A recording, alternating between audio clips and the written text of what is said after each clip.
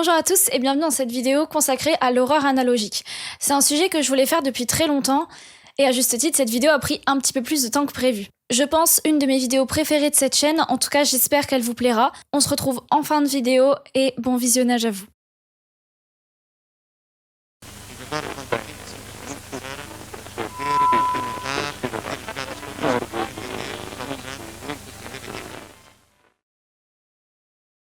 L'horreur analogique, ou analog horror en anglais, est un sous-genre de l'horreur qui se concentre sur l'esthétique et les technologies obsolètes et de basse qualité. On peut citer les cassettes VHS, les télévisions cathodiques, les enregistrements audio ou vidéo dégradés et les interfaces informatiques anciennes.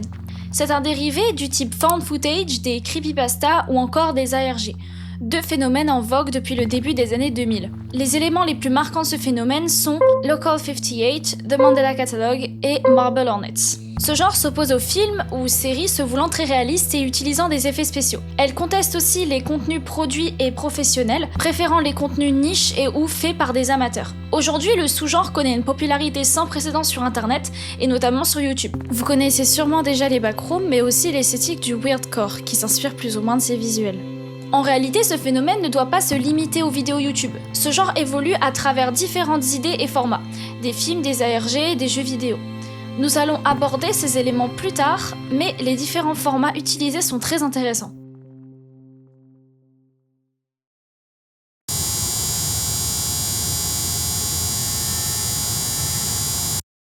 Afin de mieux comprendre ce qu'est l'horreur analogique, on va se pencher sur la réalisation de celui-ci. Comment on crée ce genre de vidéo? Quelles sont les recettes simples? Des édits VHS d'émissions de télé, des dessins animés pour enfants ou des chaînes religieuses. Un message d'alerte du gouvernement dit de manière crude et avec une alarme, l'introduction d'une menace à l'aide d'images angoissantes, des bugs ainsi qu'une ambiance sonore très pesante. Et voilà, vous avez votre vidéo. Sauf que bien sûr, ça suffit pas. Ce que je vous ai montré est un peu cliché et a été exploité beaucoup de fois. Ce qu'il nous faut, ce sont des idées, des scénarios et un bon élément visuel. Je vous explique. L'analogie d'horreur a des points dont elle ne peut pas se détacher. Une qualité moindre, un langage cryptique d'internet et un aspect d'obsolescence, de vieux, voire de nostalgie. À ce jour, ces points sont encore très utilisés et fonctionnent dans l'esthétique de ce genre. On peut aller plus loin et écrire de vraies histoires scriptées et intéressantes comme j'ai pu illustrer au début de cette vidéo.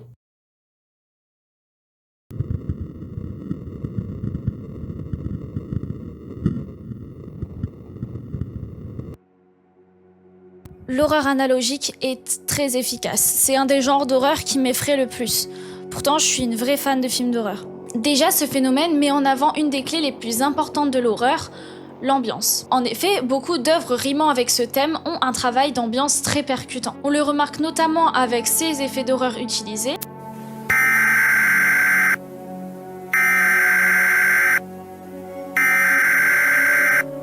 This message is being broadcast by the Department of Defense of the Republic.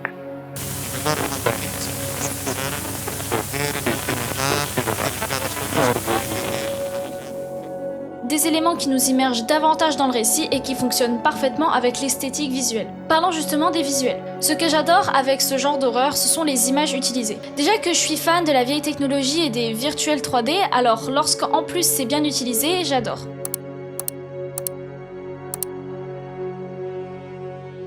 Et un aspect visuel dont j'ai un peu parlé mais qui en réalité est le plus important et le plus impactant, c'est la mauvaise qualité. Et oui, aussi fou que cela puisse paraître, la basse résolution est ce qu'il y a de plus flippant dans une œuvre. Je m'explique. Les films, les séries ou les jeux d'horreur très réalistes perdent un cachet. Ça fait même l'effet inverse. Plus une œuvre se veut réaliste dans ses graphismes, moins elle sera impactante. Pire, le cerveau, lorsque les effets spéciaux sont très bien faits, a tendance à mieux voir que c'est faux. Aussi paradoxal que ça puisse paraître, l'horreur analogique marche car les visuels sont volontairement vieillis et mauvais. C'est aussi pour ça que le meilleur format de tournage serait un vieux caméscope. Je ferai une vidéo sur l'esthétique d'horreur, je trouve ce sujet vraiment intéressant, mais vous avez compris.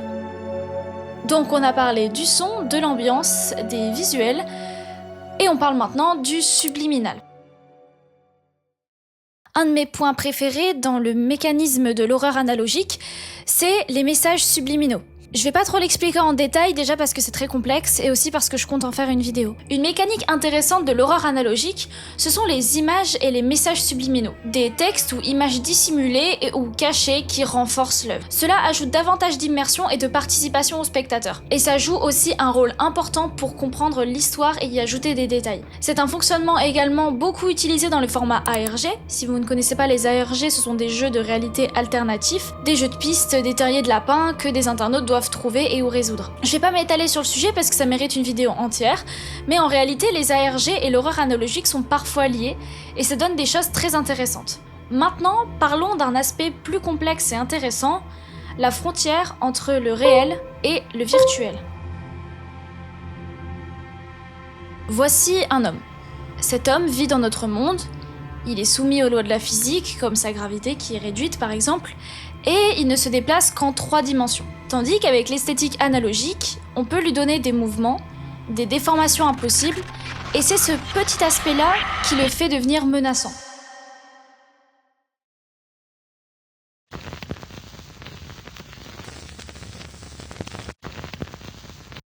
Comme je l'ai dit, l'horreur analogique utilise des technologies obsolètes, comme des vieilles cassettes VHS, des télés cathodiques et parfois des vieilles radios. Ces médias, ils ont un aspect familier, mais ils sont légèrement dégradés. Les bandes statiques, les distorsions sonores ou les parasites visuels, par exemple. Et en fait, ça a créé un sentiment de malaise. Cette impression d'étrange familiarité joue sur l'Uncanny Valley, où quelque chose de presque normal devient effrayant. Vous connaissez peut-être l'effet Uncanny Valley, ou en japonais Bukimi no Tami. C'est une esthétique flippante qu'on a pu voir sur les réseaux, notamment sur TikTok. Des visages humanoïdes, mais non humains. Au départ, on donnait un aspect humanoïde aux robots, avec des tissus du silicone pour leur donner une mine plus familière et sympathique. Cependant, c'est l'inverse qui se produit. Les robots humanoïdes sont juste terrifiants et n'inspirent pas du tout confiance. Ce phénomène a d'ailleurs été démontré par Masahiro Mori, un robotique japonais qui théorise cette étrange sensation. Masahiro Mori qui est d'ailleurs décédé lors du montage de cette vidéo, paix à son âme. Voici son travail le plus connu. C'est le schéma qu'il a utilisé pour illustrer l'effet d'Uncanny Valley. Déjà, on voit sur l'axe des abscisses la ressemblance avec l'humain, donc qui va de 0% en passant par 50 et qui finit par 100%. On voit sur l'axe des ordonnées l'affinité qu'on a en tant qu'humain envers les robots ou les choses d'aspect humanoïde. Et comme on peut le voir, l'Uncanny Valley se trouve juste ici. Cette zone où, même si on a une grande ressemblance avec l'humain, on a une affinité qui est très basse. Et on voit d'ailleurs bien l'exemple avec la main prothétique. Donc en gros, qu'est-ce que ce schéma veut dire ? Il veut dire que même s'il y a une forte ressemblance avec l'humain, on va pas forcément ressentir d'affinité envers les robots.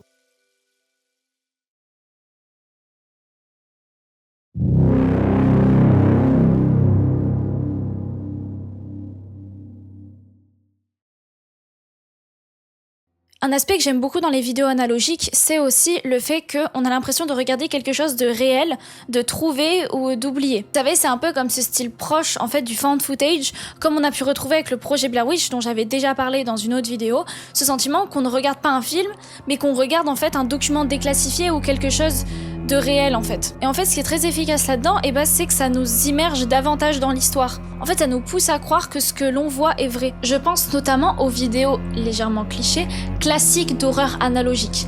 Des messages présentés soi-disant par le gouvernement avec des effets sonores alarmants et des messages cryptiques. On dirait qu'on assiste à une annonce en direct de quelque chose de grave. Et cette immersion marche parfaitement et elle nous effraie davantage.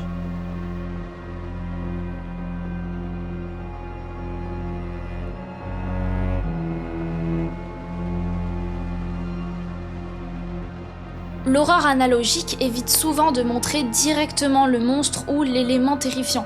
Elle préfère utiliser des images corrompues, des messages subliminaux comme je l'ai dit, des voix distordues, et comme je l'ai expliqué dans ma vidéo La peur de la psychologie, le cerveau comble ces vides avec des peurs personnelles, rendant l'expérience plus terrifiante. C'est un format très efficace pour faire peur et comblé avec l'Uncanny Valley, ça donne des séquences difficilement oubliables.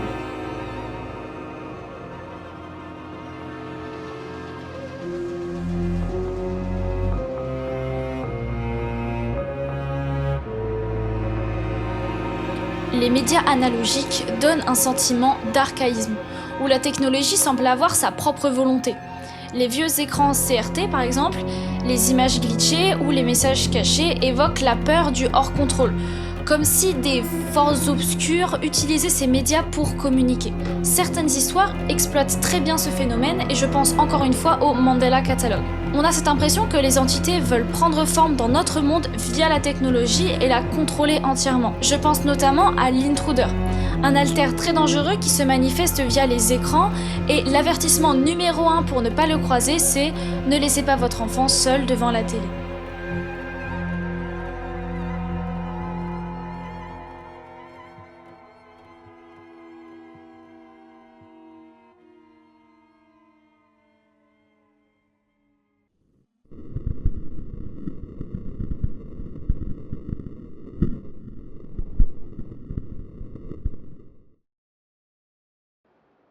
Aujourd'hui, le format évolue toujours, mais il s'essouffle un petit peu. Beaucoup reprennent cette recette classique avec ce qui a déjà marché et je trouve ça vraiment dommage. Ce genre a beaucoup à offrir et on peut encore l'exploiter plus loin de plein de manières différentes.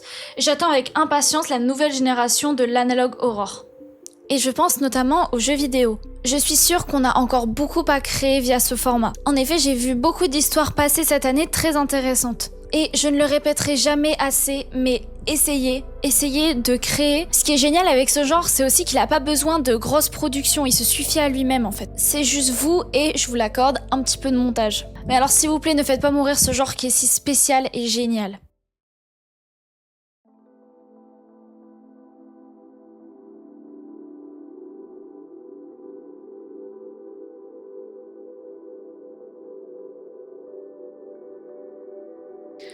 Pour finir cette vidéo, il faut que je vous raconte une anecdote. Le 13 janvier 2022, Feldup sort sa vidéo sur le Mandela Catalogue. À ce moment-là, je connaissais très peu le format et étant une fan inconditionnelle de la chaîne, j'ai sauté sur la notification. Enfin, je me suis d'abord mise dans ce que j'appelle l'ambiance Feldup, des snacks, une lumière tamisée, un endroit confortable et c'est parti. Eh bien, dites-vous que cette vidéo est de loin celle qui m'a fait le plus flipper de sa chaîne. Encore aujourd'hui, j'ai du mal à rester sereine devant, malgré le fait que je suis vraiment une fan de films d'horreur. Mais j'ai appris ce jour-là que l'esthétique de l'horreur analogique était très efficace sur moi. Je me souviens même en avoir parlé à mon pote Raph qui était dans le même état que moi. D'ailleurs, si tu regardes ça, coucou. En bref, la vidéo de Feldup a été une introduction pour moi à l'horreur analogique. Et après ça, je me suis intéressée à plein de choses autour du sujet, j'ai fait beaucoup de recherches, j'ai regardé beaucoup de vidéos, j'ai joué à beaucoup de jeux, dont certains qui sont devenus des coups de cœur. Et après 3 ans de découverte, j'en conclus que ce genre restera le plus efficace et le plus flippant selon moi. Dites-vous qu'aucun film ne m'a fait autant peur que des simples vidéos d'horreur analogique. Et c'est pour ça que je vous invite vivement à aller faire un tour et à vous intéresser à ce genre et à plonger dans ce terrier de lapin fascinant. Et c'est ainsi que je vais conclure ma vidéo. Merci de m'avoir écouté et faites attention à ce que vous regardez sur internet. Ah, cette vidéo est enfin terminée, merci de l'avoir regardée. Tout d'abord, je vous souhaite une bonne année, un petit peu en retard. J'espère que celle-ci vous l'a plu. Comme je vous l'ai dit en intro de cette vidéo, c'est vraiment un sujet que je voulais faire depuis très longtemps. C'est vraiment un esthétique d'horreur que j'aime beaucoup. N'hésitez pas à m'envoyer des commentaires, je les lis tous et je réponds au maximum d'entre eux. Merci beaucoup pour vos retours, merci pour vos abonnements, ça me touche beaucoup. Également, je rappelle que j'ai un compte Fiverr, si vous voulez que je monte vos vidéos, vous avez toutes les informations en description. Et encore une fois, je vous remercie grandement d'avoir regardé cette vidéo et de me soutenir. À bientôt, c'était Mishka.